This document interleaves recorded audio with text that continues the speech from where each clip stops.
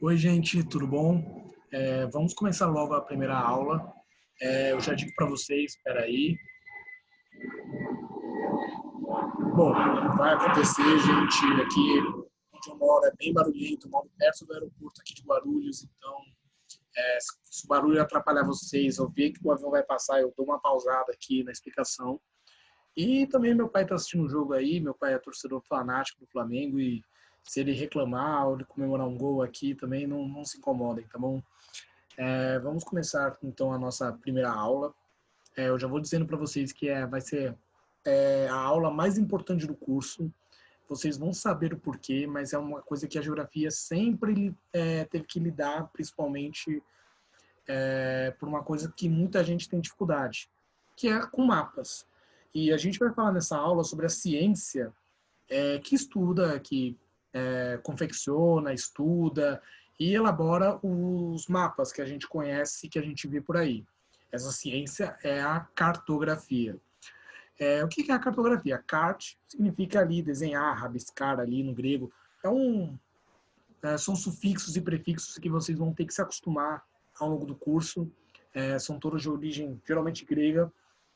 E esses sufixos, prefixos explicam o que cada uma delas estuda aqui dentro da geografia. Então, a geografia, vamos dizer que é a matéria mor, que é a reunião de várias dessas ciências. Então, a gente vai ver mais para frente.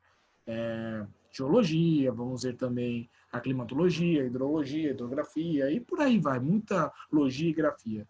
Mas se atendo um pouco, então, à cartografia, galera, eu já vou começar a nossa apresentação e vou falar por que é a nossa aula mais importante, porque dessa aula a gente vai ter conhecimento para outras aulas que vão vir aqui para frente. Então é muito importante vocês prestarem atenção, anotar e nos comentários vocês tirarem todas as suas dúvidas e também acrescentar alguma coisa a mais aí, de repente, se eu não falei ou alguma coisa que vocês queiram colaborar. Tá bom, gente? Então vamos para a apresentação aqui.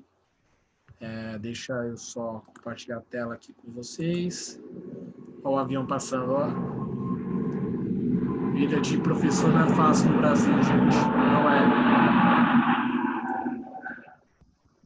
Bom, então vamos começar aqui a nossa apresentação, estudo sobre mapas, e vamos contar uma historinha aqui, vamos interagir.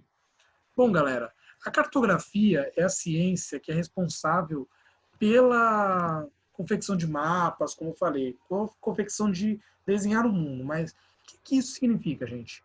Bom, na pré-história, os primeiros mapas eles foram confeccionados, vocês sabiam disso? Aquelas pinturas supérstimes nas cavernas que vocês viram, de repente, em história, ou algum programa de televisão por aí, elas se apresentavam muito no dia a dia dos habitantes das cavernas, mas também eles também desenhavam, por exemplo, aqui vocês podem ver a imagem, ela tem animais ali desenhados, significa que era a caça deles. E a caça desses seres humanos mais primitivos, eles geralmente desenhavam perto de uma região. Então, os primeiros mapas, eles tinham essa função, eles registravam aonde eles podiam encontrar comida, principalmente animais para caçar, e também plantações também, árvores ali frutíferas, verduras, etc. Porque naquela época o ser humano ainda não dominava a agricultura. Foi só a partir então da agricultura e da pecuária que quando os seres humanos começaram a criar animais, também começaram a plantar, que aí começaram a surgir os primeiros assentamentos humanos, as primeiras vilas, que depois evoluíram para cidades. Bom, então, a cartografia evoluiu juntamente com a evolução do homem, a evolução da sociedade. Então, os mapas eles foram ficando cada vez mais elaborados, mas dependia muito da tecnologia que cada povo tinha na época, cada sociedade tinha. A tecnologia basicamente era o olho humano, então tudo que eles viam, eles desenhavam ali mais ou menos o mesmo formato que eles observavam, mas os formatos ainda não eram exatamente como a gente conhece hoje. Então, eu já vou pular muito para frente, eu vou falar desse mapa aqui do Brasil, representa um pouco aqui a América também, América do Sul e parte aqui da África, no século XVI. Esse mapa foi um dos primeiros que foram confeccionados durante as navegações. Os mapas eles tiveram muita utilidade, principalmente na evolução humana, começando desde a busca por comida e depois passando para principalmente estratégias militares. Então, muitas guerras foram decididas ali pelo bom mapeamento. Então, era importante você saber aonde seu inimigo estava, onde ele poderia se esconder, qual seria a dificuldade de invadir o território dele. Então, por exemplo, se o território mapeado tivesse muitas montanhas, os soldados tinham que saber por onde se deslocarem para escapar ali daquela cadeia montanhosa que era um obstáculo à expansão militar. E mais tarde, para a navegação foi útil. Era útil você mapear as terras que seriam descobertas, né? A gente ainda tem aquele debate se o Brasil foi descoberto, o Brasil já era conhecido e Pedro Álvares Cabral só veio pisar aqui apenas para confirmar. Mas esse mapa é mais ou menos da época do descobrimento, ó, e até que tem uma precisão aqui, né? Então, com a tecnologia que eram os navios, que era a navegação, já era possível confeccionar mapas bem melhores e bem melhores ali, que tinha uma localização um pouco mais precisa. É claro que ainda, vocês podem ver que a forma do Brasil ainda também não está muito legal, mas vocês veem que já tem ali algum contorno muito mais preciso. Então, nessa época aí, no começo, no final da Idade Média, os mapas já começam a ficar muito mais precisos, graças à navegação, que com a navegação ela expandiu as fronteiras ali do homem. O homem na Europa, principalmente porque a gente tem a nossa história, que a gente estuda na escola, é muito na visão eurocêntrica. Para eles só existiam ali a Europa, a Ásia e ali a África, ali uma parte da África, principalmente o norte da África. Com as navegações, houve novos continentes, América, depois a Oceania, o sul da África. Então, isso também começou a ser mapeado. E aí o mapa mundi já começou ali a ganhar seus contornos. Até que então a tecnologia foi evoluindo. Então, depois vieram navios mais rápidos, depois vieram os balões, depois vieram os aviões e depois vieram os satélites. E aí, com isso, foi possível visualizar a Terra de uma maneira nunca antes vista. Se o que era possível era ver apenas ali alguns quilômetros com o olho, depois foi possível ver praticamente o planeta inteiro do alto do satélite lá no espaço. Então, aqui você já viu um mapa atual, um mapa mundi aqui mundial. Você já vê aqui, ó, tá vendo a precisão que ele tem, o desenho, a localização, as pequenas ilhas. Então, tudo isso, graças aos satélites, mas antes disso, dos aviões, dos fotoaviões, já foi possível elaborar mapas muito melhores. E que aí ficaram muito mais úteis, não só para eu usar aqui na aula de geografia e também na aula de geografia que muitos têm na escola, mas também para governos, estados, municípios também, porque era importante saber onde vive cada um. Para você mesmo também traçar suas próprias rotas. A tecnologia evoluiu, hoje ninguém vê, sei lá, um mapa mundi aqui, a gente vê o quê? Google Maps, por exemplo, outro mapa digital. Ó, passando aqui o slide, ó, vocês podem ver aqui um mapa do Google que traz todos os detalhes. Por exemplo, você pode ver o trânsito, como está o trânsito, você pode explorar quanto tempo vai demorar o ônibus. Uber, vocês usam Uber, por exemplo, Uber ou qualquer aplicativo de compartilhamento de carro, além do Uber. Então, você tem ali um mapa que você se orienta, você vê onde o motorista está, onde ele vai te pegar, qual o trajeto que ele vai fazer. Então, é possível. E também pelo Google Maps, também é possível você explorar dentro daquela região quais são os restaurantes que são possíveis serem encontrados ali, postos de gasolina, pontos de interesse ali para você se divertir, escolas, e justamente você traçar seus caminhos ali. Se você quer se exercitar, por exemplo, até para quem se exercita, também é legal você ter um mapa ali para você saber qual a distância que você percorreu. Então, os mapas hoje eles são muito mais personalizáveis graças à tecnologia. Mas esse tipo de mapa aqui ainda é muito importante, galera, para vocês localizarem aqui os países e, claro, a gente vai ver as aplicações aqui mas as aplicações do mapa, historicamente falando, principalmente os cursos militares, navegações, rotas marítimas, aeronáuticas também são importantes, mapa de recursos minerais. Então, muitos países mapeiam o solo ali, conseguem localizar ali onde estão as jazidas de minerais, petróleo, ouro, enfim, diamante, o que vocês pensarem, tá, galera? Então, essa é a importância dos mapas. fora também para a nossa vida aqui, como eu citei. Você usa o Uber, tem o seu transporte, onde está, conhecer a região. Então, a tecnologia aí, graças ao Google Maps e derivados, hoje é possível a gente conhecer melhor aonde que a gente está também no mundo, conhecer nosso espaço, tá certo? Então, eu vou reduzir aqui minha janelinha aqui falando. Então, a gente vai, após essa introdução aí, a gente vai então para a orientação dos mapas. O que é a orientação dos mapas, gente? Observa aquele mapa. Para onde ele está apontado, gente?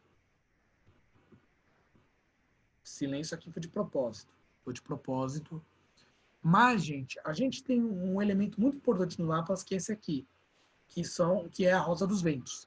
O que é a roda dos ventos? A roda dos ventos é uma imagem aqui que marca todos os pontos cardeais. Aqui a gente tem, nessa roda dos ventos, pontos cardeais e os pontos colaterais. Os pontos cardeais são básicos, então a gente tem o norte, que aponta para cima, o sul, que aponta para baixo, o leste, que aponta para a direita, e o oeste, que aponta para a esquerda. Bom, os pontos cardeais são muito importantes para a nossa orientação. Então, o leste, a gente sabe que é a região aonde o Sol nasce. Então, o Sol, os antigos já sabiam disso, então ele nascia naquela região a leste e, ao longo do dia, ele subia no céu e descia e se ponhava ali a oeste. Então, essa foi a primeira orientação básica e, por muito tempo, o leste foi meio que como o norte. Mas o norte, que estava acima, ganhou importância nos mapas depois, justamente por conta de uma invenção que ajudou muitos navegadores ali na época das grandes navegações, que foi a bússola. A bússola, então, trazia os pontos cardeais, ela sempre aponta ali para o norte magnético da Terra. A gente vai ver um pouquinho isso mais para frente sobre o que é o norte magnético, sul magnético, enfim, o campo magnético da Terra. E com ela foi possível fazer a orientação dos mapas ali para norte, porque os navegadores se orientavam a norte por conta das bússolas e também da estrela polar, que a estrela polar é uma estrela vermelha próxima ali da Ursa Maior, que é uma estrela que ela só pode ser vista no hemisfério norte, e ela sempre era vista ali a norte da vista. Então, ó, os carros tá rolando aqui, mas vamos continuar. Os vizinhos aqui são complicados, gente, mas vamos seguir com o show aqui. Então, a Roda 200 ela foi desenhada para isso. Então, o sul ele se antagoniza com o norte. Então, ele é o contrário aqui do norte. E assim como o oeste é a leste. O leste. Mas o leste é a região onde o sol ele nasce e depois ele se põe a oeste. Então, é natural que os mapas eles sejam orientados. Ó, tá vendo que tem uma Rosa 200 aqui, ó, marcada? E aqui, ó, tá vendo que a direção aqui norte era apontada. Geralmente os mapas vão trazer esse elemento aqui para vocês. Mas podemos ter mapas orientados para onde a gente quiser. Então, aqui é um mapa que é orientado aqui para sul. Então, o sul do planeta ele funciona como um norte. Porque a representação do norte, muitas vezes, representa também a visão de um povo. Por quê? Como eu falei, a nossa história, a nossa ciência, geralmente era muito eurocêntrica. E a Europa está localizada ali a norte ali do planeta Terra. E então, por isso que muita gente acha que, por conta dessa dominação eurocêntrica, a Terra pode ser referenciada do jeito que eu quiser. Então, se eu quiser apontar, deixar o mapa de cabeça para baixo, eu posso me orientar pelo sul, por exemplo. Então, e nota que o Brasil é um país do hemisfério sul, então fica mais fácil. O Brasil está ali no topo do mapa, e geralmente o Brasil está no fundo. Esse tipo de mapa não é representado por aqueles conspiracionistas, mas ele é popular em países do hemisfério sul, como a Austrália e a Nova Zelândia, que na língua inglesa há termos ali que falam que a Austrália é down under. Down under significa lá para baixo da Terra. Então, os australianos ali têm essa sacada aí de representar a Austrália para cima, como vocês podem ver aqui, ó, a Austrália aqui e a Nova Zelândia aqui do lado, aqui, o Brasil está aqui. Então, a gente pode orientar o mapa que a gente quiser, mas a gente padronizou, acabou se acostumando com os mapas dessa maneira ao norte. Mas eles também poderiam ser ao sul também. E eles já foram ao leste também. Por quê? Primeiro porque o Sol nasceu a leste, e aquelas sociedades mais antigas, elas dependiam ali do nascer do ciclo solar para a agricultura, para o calendário, então eles sabiam a época do ano é a partir da onde o Sol nascia e quanto tempo ele ficava no céu. Que aí eles começavam, os antigos já tinham conhecimento ali das estações do ano. E a leste também era onde, para os europeus, ficava Jerusalém. Jerusalém, que é a cidade mais importante do cristianismo, uma das mais importantes para a região muçulmana, sem contar os judeus. Então ali era, digamos, o centro do mundo, foi por muitos séculos. Então o mapa mundi também chegou a ser orientado a leste, o leste ali como norte. Então imaginem, sei lá, vamos ver aqui a China, por exemplo, o Japão, lá em cima no mapa. Então eu posso orientar de onde quiser, mas a gente padroniza para o norte. Então a orientação dos mapas é sempre assim para cima, gente. Então é sempre ali apontando para o norte magnético. Outra orientação comum por exemplo, dos mapas mundos, eu vou voltar alguns slides atrás. O mapa mundi está vendo que dos oceanos, a gente vai ver sobre os oceanos mais tarde, mas aqui todo mundo sabe que aqui fica o Atlântico, o Oceano Atlântico que divide o continente americano com a África e com a Europa. Você tem o Oceano Índico aqui entre a África, a Ásia e a Oceania, e você tem entre a Ásia, a Oceania e a América, o Oceano Pacífico, que é o maior oceano de todos. E por ser o maior oceano de todos, principalmente aqui no Ocidente, a gente divide o Pacífico em dois. Até porque, vocês sabem, a Terra ela é redonda, ela não é plana, tá, gente? Esqueçam essa loucura de terra plana aí, não é muito ruim, gente. A gente tem que saber que a Terra ela é um geóide, a gente vai ver um pouquinho melhor essa definição, e a gente acaba representando ela num plano. Então, quando a gente representa um plano, a gente não consegue ter a visão 360 graus. O Google Maps já traz essa redondeza da Terra, como por dizer aqui entre aspas, mas um papel, como a gente vê num livro, por exemplo, a gente vai ver sempre a Terra ali como se fosse um plano ali 2D. E nesse 2D, a gente geralmente costuma dividir o Oceano Pacífico aqui em dois. Então a gente representa a América e depois só o Oceano Pacífico até não chegar do outro lado via a Ásia.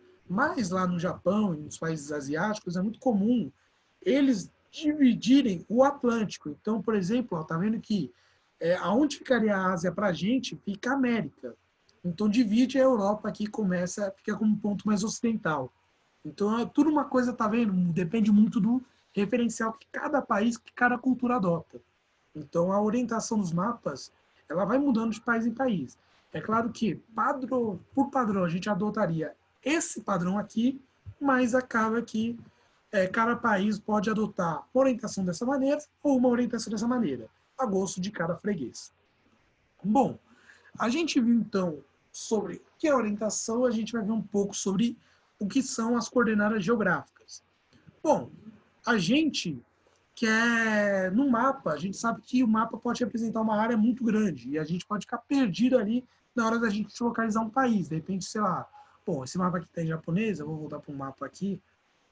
Por exemplo, dependendo da coordenada aqui que eu encontrar, sei lá, eu quero encontrar o Brasil, mas qual ponto do Brasil exatamente? Eu quero encontrar São Paulo, aqui, onde está São Paulo? Qual coordenada que eu devo achar? Bom, os mapas, vocês podem reparar que todos os mapas que a gente passou, eles possuem essas linhas aqui. Estão vendo? Essas linhas aqui, que elas ficam na vertical, ficam na horizontal. Então, são linhas imaginárias, elas não existem, mas que foram criadas ali justamente para facilitar. Então, a gente pode dividir o planeta em quadrantes, e cada um desses quadrantes a gente pode ter uma localização diferente. É claro que eu posso reduzir essas linhas, dependendo da escala que eu tiver aqui no mapa, eu posso criar infinitas linhas aqui entre essas linhas maiores. Essas linhas maiores são de destaque, mas eu posso dividir em quantas linhas eu quiser. E essas linhas, tanto aqui na horizontal quanto aqui na vertical, eu chamo ela de coordenadas geográficas. Quando eu tenho um encontro entre essa linha aqui e essa linha aqui, ó, eu tenho um ponto geográfico aqui no meu mapa, que obedecem às seguintes coordenadas. Então, a gente vai conhecer quais são essas coordenadas geográficas e quais são os tipos de linhas. Bom, basicamente, como eu já falei, temos dois tipos de linhas imaginárias pelo nosso planeta, e essas linhas, elas podem ser ou meridianos, ou paralelos. Meridianos são essas linhas verticais, então elas cortam ali do norte ao sul, então de cima para baixo, de baixo para cima, então elas dividem o planeta, ou os mapas, assim, qualquer mapa, em desenhos, em linhas verticais. Já os paralelos são linhas que dividem o planeta de maneira horizontal. Então, são linhas complementares que elas vão passar aqui paralelamente às linhas do meridiano. Então, elas dividem de oeste a leste, da esquerda para a direita, da direita para a esquerda, como você quiser. Então, essas são as nossas linhas imaginárias. Mas as coordenadas, a gente tem dois nomes diferentes. As linhas que a gente chama de meridiano, costumeiramente a gente chama de longitude. A longitude são linhas que, como eu falei, elas dividem o planeta de cima para baixo. Então, elas vão de um polo a outro no nosso planeta. Agora, as linhas que são os paralelos, elas são chamadas de latitude. As latitudes, elas dividem o planeta aqui de maneira horizontal, mas a gente acaba lendo, depois eu já vou explicar, entre dois hemisférios, um aqui em cima e outro aqui embaixo. Então, juntando as duas coordenadas, a gente tem aqui, quando a gente tem um encontro de uma latitude e longitude, a gente vai falar que a coordenada ela tem uma certa latitude, a leitura. Então, a primeira leitura que a gente vai fazer de um ponto geográfico é latitude tal e longitude tal. Então, são as coordenadas geográficas elas são explicadas dessa maneira e é assim que a gente lê. Então, tá vendo aqui, ó, aqui no planeta Terra, ó, vocês podem ver, ó, elas são divididas em várias linhas, mas elas têm uma lógica que eu vou explicar para vocês. As latitudes, geralmente, elas são divididas em dois hemisférios, hemisfério norte e hemisfério sul. E qual é o referencial para os hemisférios? É esse paralelo zero. Paralelo zero que divide a Terra em exatamente dois hemisférios iguais é chamada linha do Equador. Equador é um nome no grego que significa iguais. Então, uma linha que divide o planeta em dois pedaços. E esse pedaço aqui, acima do Equador, a gente costuma chamar de hemisfério norte, e aqui embaixo a gente chama de hemisfério sul. E aí você pode ver que os paralelos aqui, as latitudes, elas vão de 0 a 90 graus a norte e de 0 a 90 graus ao sul. É claro que os mapas eles podem tanto conter essa grafia aqui, ó, tá vendo que ele tem menos 30, menos 60?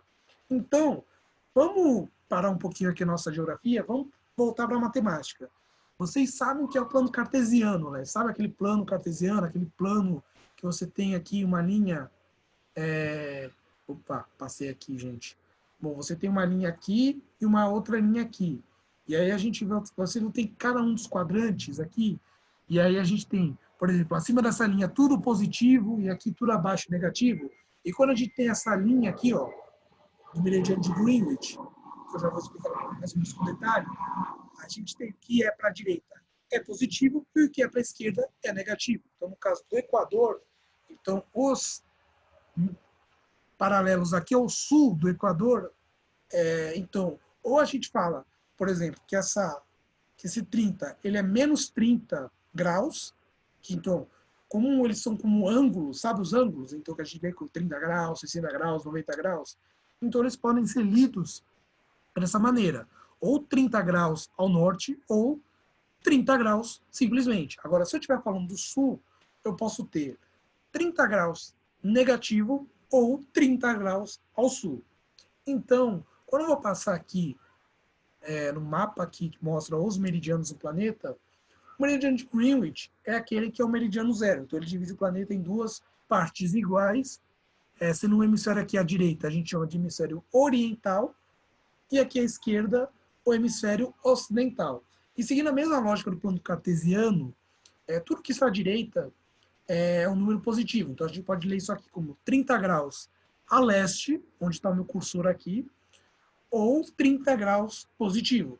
Esse 30 graus aqui, a gente pode ler como 30 graus a oeste ou 30 graus negativo. Então, cada hemisfério, tanto oriental quanto ocidental, é dividido de 0 até 180 graus. Então, a gente tem aqui 0 a 180 graus a leste, ou 180 graus positivo, e aqui a gente tem de 0 a 180 graus negativo, ou 0 a 180 graus a oeste. Mas os 180 graus a oeste e a leste correspondem à mesma linha, correspondem à mesma longitude, que a gente chama de antimeridiano. A gente vai ver isso em fuso horário, porque é importante estudar essas coordenadas, porque a gente vai ver mais para frente que cada uma delas nos dá uma dica, nos dá uma padronização de algumas coisas que a gente vê aqui em geografia. No caso aqui dos meridianos, a gente vai ver depois a aula de fuso horário. Bom, seguindo nossa aula, ó, a gente unindo os dois pontos, a gente pode fazer isso com qualquer mapa. Então, a gente tem aqui no Brasil, ó, a gente pode criar quadrantes independentes, ó, NA, SA, SB, como se fossem aqueles guias de rua. Não sei se vocês já tiveram aqueles guias de rua, que também tem todos os quadradinhos ali, mas ali é uma medida própria. Mas aqui a gente já tem uma medida segundo a cartografia mesmo, o mapa mundi. Então, a gente vê no mapa do Brasil, por exemplo, o Equador, ele passa aqui pelo Brasil, ó, ali na região norte, ali, no Pará, no Amazonas, Roraima, Amapá. Então, tudo que está abaixo dessa linha aqui fica no hemisfério sul. E tudo acima no hemisfério norte. Então, a gente tem pouca coisa aqui no hemisfério norte. Então, a gente pode localizar, por exemplo, ó, esse ponto aqui, ó. Esse ponto aqui no estado de Mato Grosso do Sul. Quais são as coordenadas geográficas dela? Então, a gente pegando aqui, ó, a latitude, ó, a latitude desse ponto está em, deixa eu ver, 20 graus. Então, 20 graus ao sul ou 20 graus negativo, latitude 20 graus ao sul, e longitude, deixa eu ver, 54 graus ao oeste.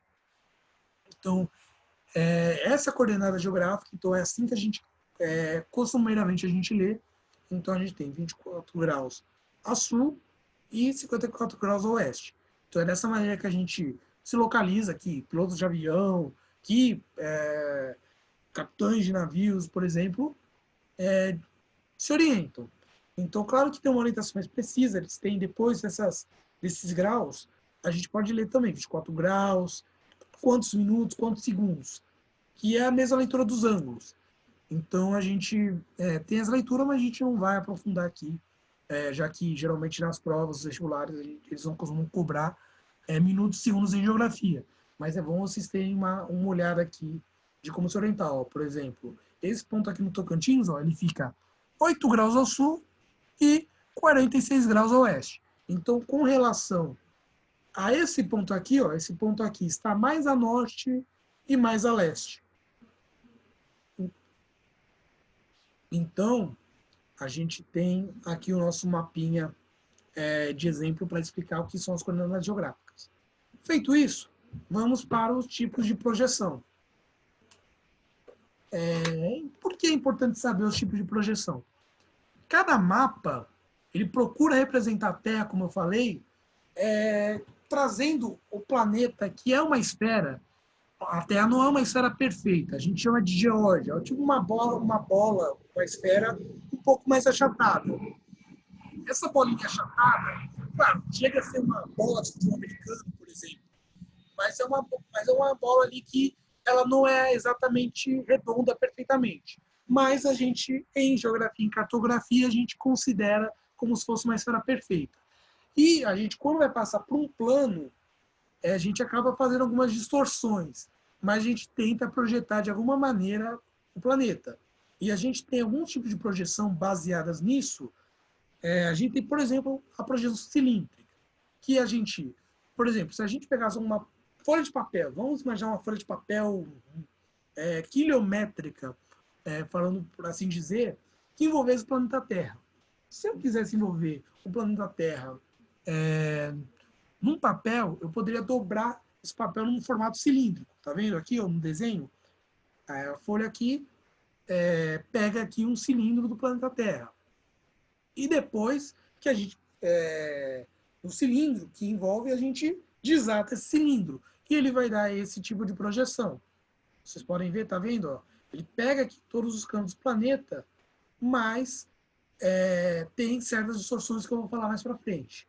É um planeta envolvendo um cilindro e ele é normalmente utilizado para essas projeções que envolvem o planeta inteiro. Ele é o mais usado para representações do mapa mundi. Mas a gente também pode pegar um cone, por exemplo. A gente envolveu a planeta Terra num cone. É claro que como fosse uma bola de sorvete. Tá vendo aqui? Ó, planeta Terra aqui, como fosse um sorvetinho, a bola de sorvete, e o cone sendo a casquinha do sorvete. Mas quando a gente projetar na casquinha de sorvete a bola, a gente não vai representar toda a bola, a gente vai representar uma região em destaque.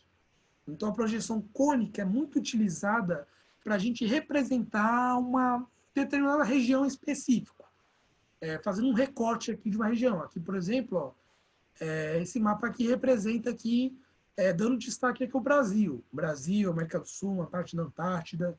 Então, ele traz aqui um destaque numa certa região. Mas eu também posso ter a projeção azimutal. O que é a projeção azimutal? É a gente pegar uma parte do planeta e tangencial em algum ponto. Então, a gente pode colocar, por exemplo, tá vendo aqui a bola, aqui a Terra, aqui o geóide? A gente coloca nessa folha de papel e, quando a gente vai representar no mapa, ó, o que tocou nesse papel? Essa parte que estava aqui embaixo. Então, ó, tá vendo que dá o destaque aqui a Antártida. Esse tipo de mapa, esse tipo de projeção é muito utilizado a mapas que também tem um destaque específico, mas especialmente os polos.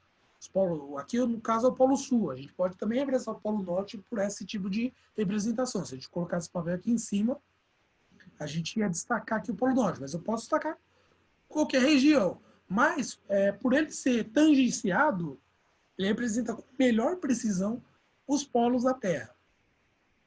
Porém, dentre esses tipos, são os principais que a gente pode dividir a Terra. Tem umas outras tipos de projeções que podem representar a Terra como um círculo, como uma outra esfera também, enfim. Mas esses três são os mais utilizados nos mapas, que a gente mais vê. E a gente tem outro tipo de projeção dentro deles, principalmente dentro da projeção cilíndrica. Dentro dessas projeções, a gente quer valorizar mais algum ponto. A gente pode querer valorizar, por exemplo, o formato. E aqui a gente tem esse mapa, ó, vocês podem ver, a projeção de Mercator. É uma projeção que surgiu na Europa com um geógrafo chamado Mercator. Não era o verdadeiro nome dele, era um belga, não lembro exatamente o nome dele de cor, que no século XVI ele criou uma projeção que valorizava as formas do planeta Terra. Então, esse tipo de projeção, ele representa o planeta com as formas mais bem desenhadas, muito fiéis ali à projeção, como a gente visse a Terra do alto. Mas então ele tem essa vantagem, porém ele também tem a seguinte desvantagem. Primeiro que as áreas aqui são muito desproporcionais. Ó. Vocês podem ver, ó, aqui no meu cursor, está aqui a Groenlândia. A Groenlândia é uma ilha, a gente sabe, é uma grande ilha, mas vocês vendo aqui, ó, ela parece que é maior que a África, mas ela não é. A Groenlândia ela é cerca de 15 vezes menor que a África. Então, apesar de representar muito bem os formatos do planeta Terra, a projeção de Mercator ela acaba causando essas desproporcionalidades, especialmente nas regiões aqui ao sul do planeta. Tanto que outra acusação que é feita contra essa projeção é ela ter uma visão muito eurocêntrica. Então, ela valoriza muito aqui a Europa, coloca a Europa muito maior do que outros continentes. A Europa, a Ásia aqui, maior que os continentes ao sul, como a América do Sul e a África, que a gente sabe muito bem que são muito maiores do que a Europa. Mas esse tipo de projeção é muito popular por representar muito bem os formatos do planeta Terra e por isso ainda ele é muito utilizado nos mapas mundi por aí. Mas muitos outros cartógrafos quiseram fazer representações mais fiéis, mas também causando algum tipo de desformidade no mapa. Então, a gente tem na projeção equivalente a vantagem de ter as áreas melhor proporcionalmente distribuídas. Está vendo aqui que a África parece bem grandona, muito maior aqui que a Groenlândia, por exemplo, que é como é na vida real. Então, a área da África muito maior que a Groenlândia é justo. A América do Sul aqui, por exemplo, está vendo que ela está bem maior que a Europa, por exemplo? Então, ela tem essa vantagem. A projeção equivalente, nós temos vários tipos de projeções dentro dela, mas a mais famosa que aqui está nesse mapa é a projeção de Peters. Ela foi criada na década de 70 por um cartógrafo alemão chamado Jan Peters, que queria fazer justiça aos mapas, principalmente aos países mais pobres, que geralmente são localizados aqui ao sul do planeta. Ela tem a vantagem de representar as áreas com melhor proporcionalidade, então representar as áreas com maior fidelidade, porém ela tem a desvantagem de que os formatos, vocês podem comparar com o Mercator, os formatos não são muito agradáveis de ver, então acaba distorcendo aqui o formato da Terra, dos continentes. Então, outros tipos de projeções acabam sendo melhores ali. A projeção equidistante, ela se aproveita aqui da projeção azimutal. Vocês podem ver que ela tem um foco aqui no Polo Norte, mas ela acaba também destacando áreas aqui abaixo, como se estivesse um pouco acima. Ela tem a vantagem de representar muito bem as distâncias. As distâncias nessa projeção, elas são muito mais fiéis, elas sofrem poucas distorções. Mas a desvantagem são as distorções, tanto nas áreas quanto nas formas. Então, nos formatos dos continentes, eles não estão muito bem representados, e os formatos também, as áreas acabam também sendo distorcidas. Olha, aqui a Rússia é muito menor aqui que a parte aqui de baixo, então vai ter uma distorção aqui na área. Mas, para corrigir isso, a gente tem outro tipo de projeções. Então, vamos criar as projeções que não são conformes, então não valorizam tanto o formato do planeta, mas não são equivalentes. Então, eles tentar equilibrar o melhor dos dois mundos. Então, a gente tem aqui a projeção de Robinson, uma projeção do século XIX, mas que ela é muito usada nos mapas mundi atualmente, porque ela não traz tanta desproporcionalidade, tanto nas áreas quanto nos formatos da Terra. Mas ela tem a desvantagem de distorcer aqui os polos. E os polos geralmente são muito... os polos, principalmente o Polo Sul, que contém a Antártida, principalmente nesses mapas planos, sempre é deixado muito aqui em segundo plano. Então, todos os mapas têm esse tipo de problema com as distorções nos polos. Bom, então a gente vê alguns tipos de projeções, então elas são importantes porque trazem ali um tipo ali de como melhor a gente poderia representar a Terra. Seja representando a Terra de uma maneira que eu quero valorizar a distância, ou eu quero valorizar o formato da Terra, o formato dos continentes, ou eu quero respeitar as áreas. Bom, não tendo dúvidas até aqui, então a gente vai para uma parte muito importante dentro da nossa aula, que são os elementos dos mapas. Então, o que se constitui os mapas? Os mapas, eles não são só os desenhos, então a gente tem muito mais elementos que a gente pode colocar aqui nos mapas para deixar ele muito mais informativo, ele trazer as informações mais úteis. Então, a gente já teve a Rosa dos Ventos, que eu já mostrei para vocês aqui na parte de orientação. Então, ela indica a orientação no mapa, que geralmente é positado para o norte, mas por ele a gente pode se orientar um ponto mais a oeste, um ponto mais oeste, um ponto mais a leste, por aí vai. A gente tem o título que traz, além do nome do mapa, ele também traz o objetivo do mapa. Se eu quero ter o mapa mundi, o que eu quero dizer com mapa mundi? Eu quero dizer que eu estou trazendo um mapa do mundo inteiro. Então, a palavra mundi ali, se eu não me engano, veio do italiano, ela significa mundo. Então, é um mapa que eu quero representar o mundo. Mas eu quero ter um mapa, por exemplo, mapa do Brasil. Então, o que é a informação que está trazendo? Está me trazendo como é o Brasil, qual é o formato do Brasil, quais são os estados brasileiros e por aí vai.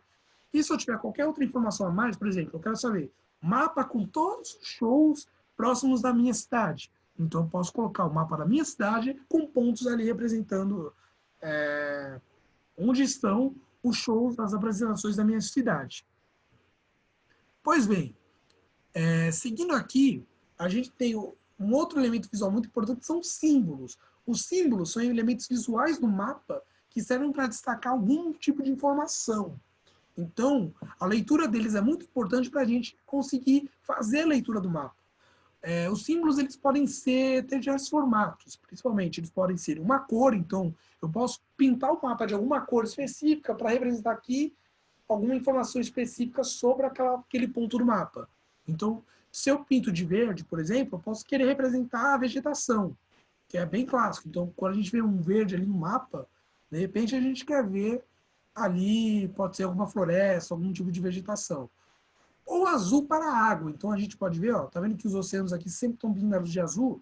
Então, representam aqui, ó, a gente sabe que nesse mapa, por exemplo, desse último slide, eu não tenho aqui uma legenda, vou explicar o que é uma legenda, mas o símbolo, a gente está simbolizando em branco, que são as terras, então os continentes, as terras emersas, e o azul, as águas, os oceanos. Mas eu posso ter azul também, ó, para indicar lagos, lagos fechados, enfim.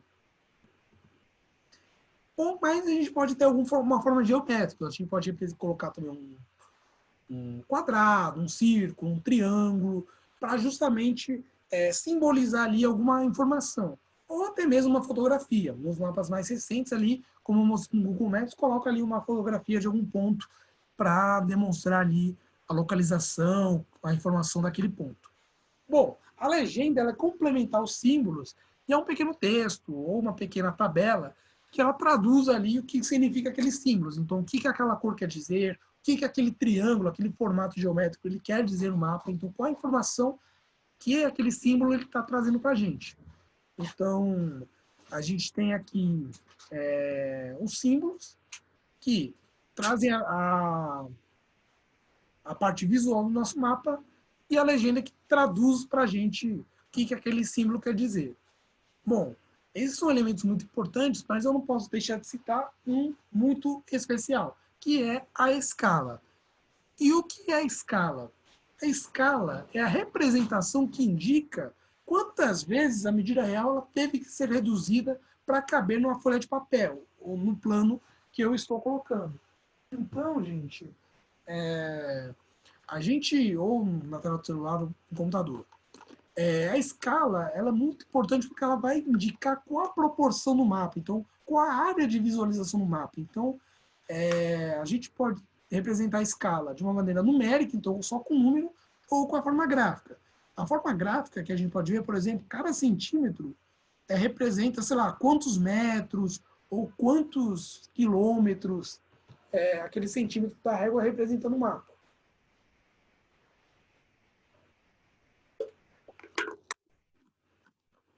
Bom, parei para beber um pouquinho d'água, mas continuando, a escala, então, ela tem essa importância por justamente ela apresentar quantas vezes no mundo real eu tive que reduzir, por exemplo, vamos pensar, sei lá, no planeta Terra. Quantas vezes eu reduzi o planeta Terra? Então, o que é equivalente no papel, qual a proporção? Então, cada centímetro representa quantos quilômetros na superfície terrestre na vida real.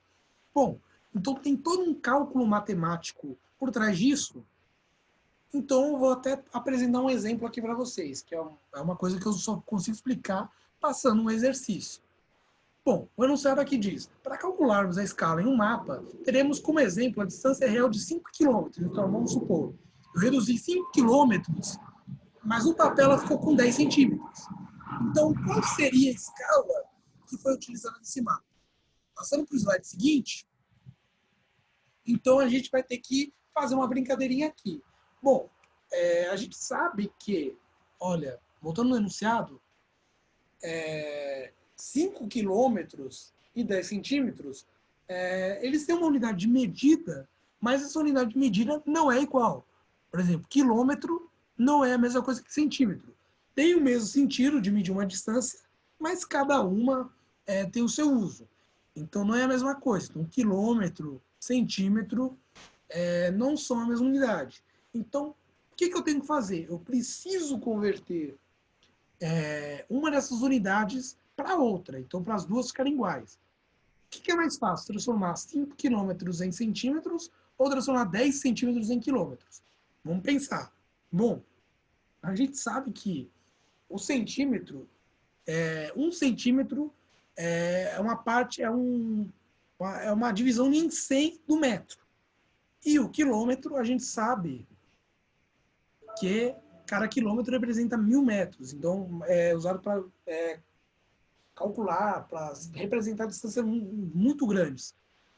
Como isso, os 10 centímetros, 100 quilômetros, ia ficar um número muito, mas muito pequeno, ia complicar nossos cálculos, então é mais fácil eu converter aqui os 5 quilômetros. Então, se cada quilômetro, fazendo uma regra de 3, se cada quilômetro tem 1.000 metros, 5 quilômetros eu vou ter quantos metros?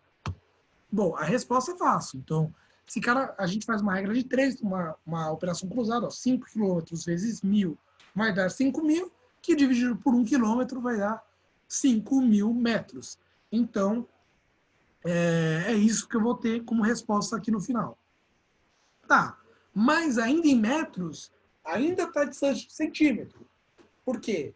Centímetro é uma unidade muito menor que metro. Então, cada centímetro é equivalente a um centésimo ali de metro. Então, eu preciso fazer uma nova regra de 3 para converter o metro. Então, se eu sei que cada metro representa 100 centímetros, 5.000 metros vão representar x centímetros. Então, eu faço essa operação cruzada aqui, ó, 5.000 metros vezes 100, e eu sei que o x aqui equivale a 500.000 centímetros. Bom, agora eu igualei as duas medidas. Então, eu tenho 10 centímetros e 500.000 centímetros.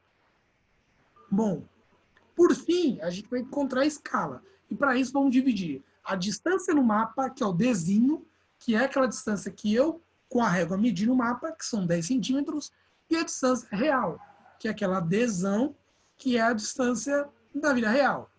Então, eu fazendo aqui as contas, eu já acelerei tudo, ó.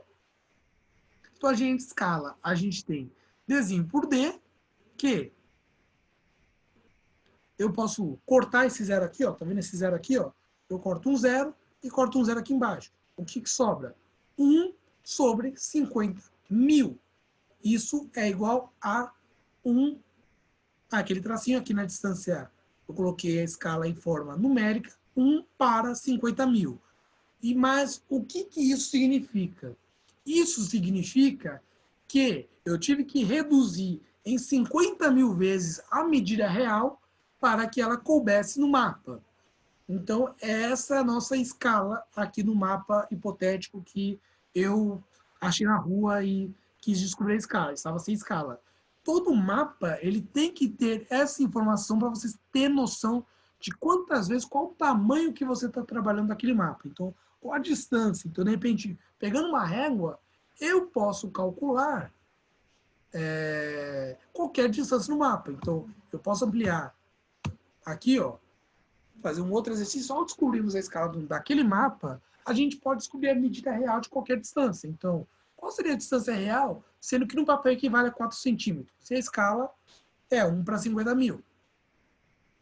Então, a gente multiplica o denominador, que no caso é 50.000, pela distância do papel, ou seja, 50 centímetros por centímetro, que é a unidade da escala, vezes 4 centímetros. Isso resulta em 200.000 centímetros. E a gente convertendo em quilômetro, vocês podem fazer aquela conta reversa. Por exemplo, cada metro tem 6 centímetros. Então, 2.000 centímetros equivale a quantos metros? Então, a gente pode fazer essa conta contrária. Mas aí, convertendo para quilômetro, isso equivale a 2 quilômetros. Então, essa é a resposta. Então, sempre faço essa continha para saber quantas vezes o mapa ele foi reduzido ou quanto aquela distância equivale ao mapa naquela escala. Então, esses dois tipos de questões podem cair no vestibular. E é muito importante que sempre cai, mas são questões relativamente fáceis. Bom, agora para encerrar nossa aula, a gente vai falar um pouco dos tipos de mapas, porque a escala determina qual o nome daquele mapa e qual o tipo daquele mapa. Então, os mapas, dependendo da escala, eles têm nomes diferentes. Eles não vão ter o mesmo nome, mas eles vão ter finalidades diferentes. Então, eu vou começar com o mapa. Os mapas, eles possuem escalas pequenas. Uma escala pequena é aquela maior que 1 para 125 mil. Quanto maior o número aqui, por exemplo, se eu colocasse 1 para 1 milhão, significa que eu tive que reduzir a distância real em 1 milhão de vezes. Então, quanto maior esse número, menor é a minha escala. Então, não pensem que um número grande aqui não significa que a escala é grande. Significa que a escala é pequena. Então, os mapas, propriamente dito, têm uma escala muito pequena e elas representam grandes áreas, grandes extensões de terra. Então, elas são muito utilizadas para representar o globo, o mapa mundi, países inteiros e estados. Aqui, por exemplo, o mapa do Brasil. O Brasil é um país muito grande, o Brasil é o quinto maior país em extensão territorial, com mais de 8 milhões e meio de quilômetros quadrados. Então, para representar tudo isso aqui numa folha de papel ou num pixel aqui de computador, eu preciso reduzir, pelo menos, eu não tenho exatamente aqui, está muito borrada a escala do mapa, mas a escala é muito pequena, pelo menos 200 mil é a escala. E eles não possuem muitos detalhes, então a gente pode até ver alguma coisa aqui, ó, alguns rios, uns pontinhos aqui representando as cidades, essas linhas aqui que representam estradas, representam ferrovias, mas elas não trazem um detalhe muito grande. Mas você sabe que está correndo por aqui um rio, está correndo por aqui uma rodovia, que aquela cidade fica aqui e por aí vai.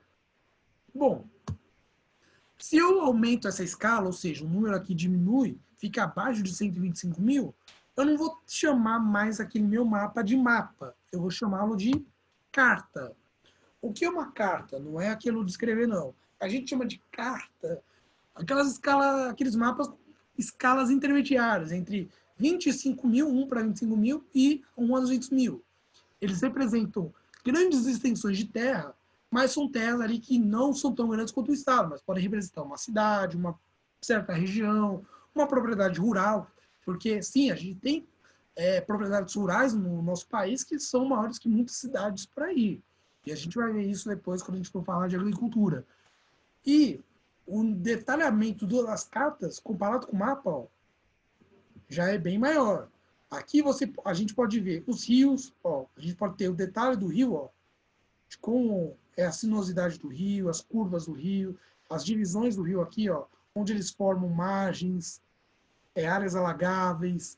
A gente pode detalhar também construções, a gente pode detalhar, tem uma ponte aqui, tem uma ferrovia aqui passando, a gente pode detalhar melhor acidentes geográficos, curvas de nível para representar as altitudes, onde tem plantações, onde fica a cidade. Ó, aqui é a carta de São José dos Campos. Ó. Aqui a gente pode ver, ó, essa área vermelha representa a área urbana. Então a gente tem um grau de detalhamento muito maior do que a gente teria no mapa. Mas, se eu quero ter um detalhamento de uma região menor dentro de um quadrante desses, aí eu não vou recorrer a uma carta ou mapa. Então, com uma escala menor que 25 mil, maior, perdão, eu vou ter uma planta. As plantas, elas são aqueles mapas, digamos assim, que têm escalas maiores, que são menores que 1 para 20 mil. Menores no sentido que, em vez de 20 mil, eu posso ter aqui 1 para 1.000, 1 para 2.000 e por aí vai. Eles representam áreas menores, então eles são usados para representar, sei lá, desde um cômodo, por exemplo, até uma casa ou até um quarteirão. O exemplo que a gente tem aqui é uma planta arquitetônica, então a gente representa aqui a planta de uma casa. Então a planta é muito utilizada, principalmente por engenheiros e arquitetos ali dentro de uma obra, até porque uma obra ocupa um espaço dentro de um terreno muito pequeno, ou comparado com o planeta Terra, muito pequeno, e que precisa de um grau de detalhamento muito grande. Essa planta aqui, por exemplo, ela não tem móveis, mas ela poderia detalhar aqui os móveis, poderia detalhar aqui se ela tem piso, poderia detalhar aqui se ela é elétrica e hidráulica, e por aí vai. Então, a gente tem inúmeros usos para plantas. Então, as plantas são aqueles mapas mais detalhados. Então, que a gente tem um detalhe muito maior. Tá certo? Bom, gente, então a gente está finalizando essa aula. Agradeço muito aí quem está assistindo o vídeo. Eu quero que vocês compartilhem, assistam essa aula, podem assistir quantas vezes vocês quiserem, compartilhem com um colega, curtam, tragam suas dúvidas. Se tem algum ponto aqui que não ficou claro no vídeo, eu terei o prazer de explicar novamente. Mas eu digo, gente, essa aula aqui é muito importante para a gente interpretar um mapa. Qual a utilidade dessa aula? Não é só apenas, eu não faço apenas a minha aula para que vocês passem no vestibular, por exemplo, mas isso vai ser muito importante dependendo da carreira que vocês querem escolher. Eu, na engenharia civil, por exemplo, trabalho com planta direto.